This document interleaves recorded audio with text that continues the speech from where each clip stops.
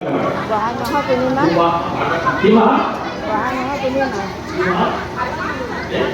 বহাগ মাহৰ পূৰ্ণিমা শংকৰদেৱৰ জন্ম কেতিয়া হৈছিল? শংকৰদেৱৰ জন্ম কেতিয়া হৈছিল? আহিন মাহৰ শুক্লা দশমী তিথি। দশমী তিথি মানে পঞ্চমী ষষ্ঠী অষ্টি, পঞ্চমী ষষ্ঠী সপ্তমী অষ্টমী নৱমী আৰু দশমী। দশমী দিনাখন কি হয়? দশমী দিনাখন কি হয়? আমাৰ অসমত পূজা বেচোৱা হয়। পূজা মানে যিসকলে পূজা পাতে, পূজা পাতে আমিও পাতিছিলোঁ, আমিও আগতে আছিলোঁ। মই আজিৰ পৰা যেনিবা 29 বছৰ আগতে ভাগৱত ধৰ্ম দশমী তিথিৰ দিনাখনেই মহাপুৰুষ শ্ৰীমন্ত শংকৰদেৱ জয় গুৰু শংকৰ সৰ্বগুণাকৰ যাকেৰি নাহি কেউ পাম তুহাৰি চৰণে ৰেণু শতকোটি বাৰে গৰু মুখ নম দৰকিত সুন্দৰ গৌৰ কলেৱৰ জয় তনপুৰ পৰকাপ সকল সভাপদ ৰঞ্জন জাগিৰি দৰ্শনে পাপ জয় গুৰু শংকৰ সৰ্বগুণৰ আকৰ জাগিৰি নাহিলেও পাম, অন্য কাৰোৰ লগত তুলনা কৰিব নোৱাৰি। দৰকিত সুন্দৰ দেখিবলৈ বৰ সুন্দৰ, দৰকিত সুন্দৰ গৌৰ কলেৱৰ। গৌৰ মানে বগা ধুনীয়া, গাখীৰত সেন্দুৰ পেলাই দিলে যেনেকুৱা ৰং, গুৰুজনাৰ ৰং তেনেকুৱা। আৰু সেই গুৰুজন মহাপুৰুষ শ্ৰীমন্ত শংকৰদেৱে যিখিনি সময়ত জন্মগ্ৰহণ কৰিছিল, ক'ত জন্মগ্ৰহণ কৰিছিল? আমাৰ জিলাত, আমাৰ কাষত, আমাৰ ওচৰত। ভাৰতৰে পূৰ্ব দিশত সূৰ্য উঠাতেই অসমীয়াই কবি গুণৰ নাই। এনে এখন শস্য শ্যামলা শূন্য ভূমি ভাৰতবৰ্ষৰ অন্তৰ্ভুক্ত অসমত নগাঁও জিলাৰ ব্ৰতদবা নামে গ্ৰামত মহাপুৰুষ শ্ৰীমন্ত শংকৰদেৱে আজিৰ পৰা 570 বছৰ আগতেই জন্মগ্ৰহণ কৰিছিল। আৰু কৰি তেওঁ কি কাম কৰিছিলে? তেওঁ ৰাজ পৰিয়ালৰ সন্তান আছিল। তেওঁ ৰজাকৈ জীৱন যাপন কৰিব পাৰিলেহেঁতেন, তেওঁ ৰাজকীয় জীৱন যাপন কৰিব পাৰিলেহেঁতেন। ভৌমিক পৰিয়ালত আছিলে। ভৌমিক মানে মাটি বাৰীৰে অজস্ৰ মাটি বাৰী পোৱা ভৌমিক পৰিয়াল। ৰজাই যেতিয়া সুদূৰ কন্যা কুব্জৰে পৰা 12 ভূঞা আনিছিলে, এই বংশতে শংকৰদেৱ ইয়াতেই জন্মিলে। যেতিয়া কন্যা কুব্জৰ পৰা যেতিয়া মানে আনিছিলে, আৰু তেওঁ ৰজাই আনিছিলে, সেইকাৰণে বহুত মাটি মেলি দিছিলে তেওঁ এই বংশটো, সূৰ্যকৰ বংশটো। আৰু সেই বংশতে শংকৰদেৱৰ জন্ম হৈছিলে 1449 চনত, নহয় বাৰু? আৰু তেতিয়া অসম আৰু আজিৰ অসম মিলাই যাওক।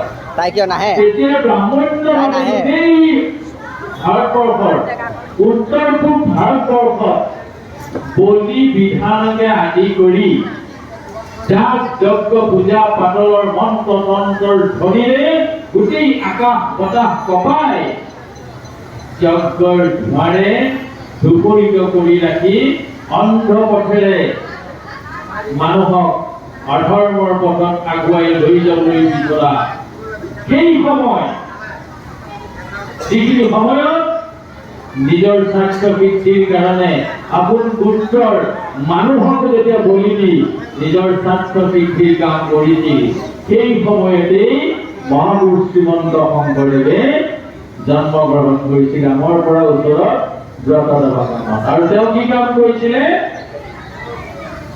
সৰু কালতে পিতৃ মাতৃ হাৰা মাউৰা ল'ৰাটোৱে একলা দুকলা কৰি অলৌকিক গুণান্বিত হৈ ডাঙৰ হ'বলৈ ধৰিলে।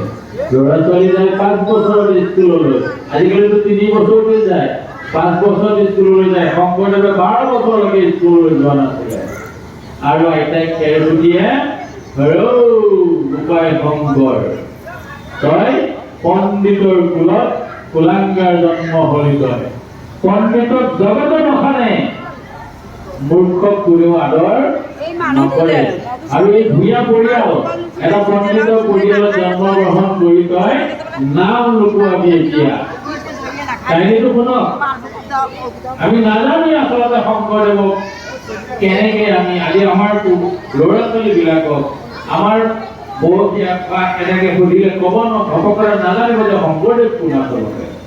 আমাৰ মাজত এতিয়াও আছে তেনেকুৱা লোক। আৰু আইতাক সেই কথা আঘাত পাই শংকৰদেৱে ক'লে যেতিয়া মোৰ নাম লগাই দিয়াচোন।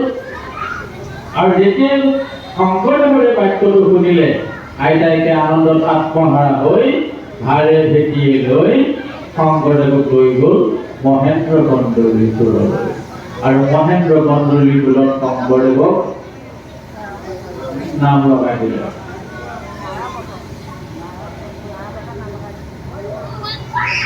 মহেন্দ্ৰ কন্দলী টোলত নাম লগাই দিলে। আৰু মহেন্দ্ৰ কন্দলী টোলত এদিন দুদিনকৈ শংকৰদেৱৰ অলৌকিকতাৰ প্ৰকাশ পাবলৈ ধৰিলে।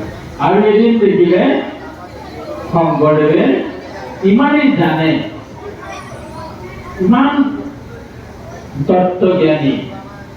আৰু শংকৰদেৱে কি কৰিলে, সকলো ছাত্ৰকে ক'লে যে কাইলৈ ঘৰত এটা এটা সকলোৱে শ্লোক কৰি লৈ আহিবা। আৰু সকলোবিলাকে শ্লোক লিখি লৈ গ'ল। আৰু শংকৰদেৱেও লিখি লৈ গ'ল। বাকীবিলাক শ্লোক চালে। শংকৰদেৱৰ যেতিয়া শ্লোকটো চালে তাত লিখা আছিল কি বাৰু, জীৱনৰ প্ৰথম যিটো গীত লিখিছিলে, কি গীত এইটো? কোমল গীত বুলি কয় এইটো, হয় না? কোমল গীত। গীতটো কি আছিলে?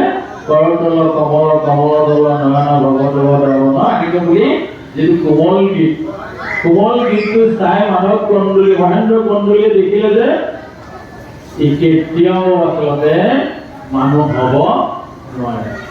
আকাৰ ইকাৰ নোহোৱা, কোনো মছলা নিদিয়াকৈ বনোৱা ব্যঞ্জনৰ ইমান স্বাদ, এই বুলি শংকৰদেৱক পূজা ছাত্ৰ পাতি দিলে। আৰু পূজা ছাত্ৰ পাতি দিয়াৰ কাৰণে স্কুল ইনস্পেক্টৰ তেতিয়া আছিলে কি নামটো আছিলে, ৰাঘৱন নাজানে কি আছিলে, তেওঁ আহি কেনে মহেন্দ্ৰ কন্দলীক গালি দিলে। আৰু গালি দি গুচি গ'ল। আৰু ৰাতিলৈ কি হ'ল, তেওঁ সপোনত বুঢ়া ডাঙৰীয়াই গৈ সেই ৰাঘৱন স্কুল ইনস্পেক্টৰজনক মানে খুব পিটন দিলে। আৰু পিছদিনাখন ৰাতিপুৱা উঠি আহি পুনৰ মহেন্দ্ৰ কন্দলীক কৈছে যে মই কালি যিটো শংকৰদেৱৰ মানে উপাধিটো কৰ্তন কৰিছিলোঁ, সেইটো কৰ্তন কৰিব নালাগে। তেওঁ পূজা ছাত্ৰ শংকৰদেৱ পাতি দিলে। আৰু এদিন গৈ তেওঁ কি দেখিলে, শংকৰদেৱ স্কুলতে টোপনি গ'ল। আৰু তাৰপিছত দেখিছে যে ৰ'দ পৰি আছে আৰু তাত সৰকৈ আহি কেনে তেওঁ ফুলৰ পৰা আৰ কৰি আছে। আৰু মহেন্দ্ৰ কন্দলীয়ে দেখি আচৰিত, ঔ হৰি মই